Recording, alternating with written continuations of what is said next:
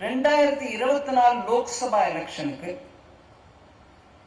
அந்த லோக்சபா எலெக்ஷனுக்கு மாத்திரம் 1 லட்சம் கோடி ரூபாய் எஸ்டிமேட், ஃபைனல் நம்பர் என்கிட்ட இல்லை இப்போ, எஸ்டிமேட்டட் அமௌண்ட் 2024 லோக்சபா எலெக்ஷனுக்கு 1 லட்சம் கோடி ரூபாய் செலவாயிருக்கு. 1 lakh crores.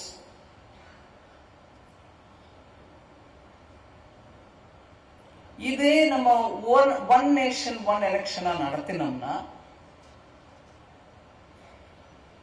5 வருஷத்துக்கு ஒரு முறை நடத்தினோம்னா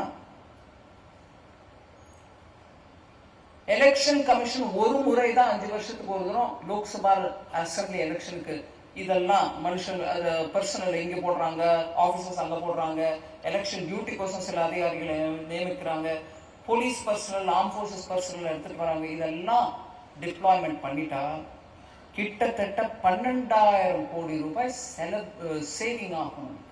1 லட்சம் கோடி ரூபாய் செலவு 2024 எலெக்ஷன்ல லோக்சபா எலெக்ஷனுக்கு மாத்திரம் 1 lakh crores estimated expenditure subject to final figures சொல்லும்போது எலெக்ஷன் கமிஷன் 5 வருஷத்துக்கு ஒரு முறை அசம்பிளியும் லோக்சபாவையும் சேர்த்து போட்டு நடத்தினா 12,000 கோடி ரூபாய் மினிமம் எஸ்டிமேட்டட் சேவிங்ஸ் நம்மளுக்கு கையில் முடிஞ்சுது. அதை நீங்க மக்கள் நலனுக்கு எத்தனையோ சேர்த்து ஸ்பெண்ட் பண்ணலாம்.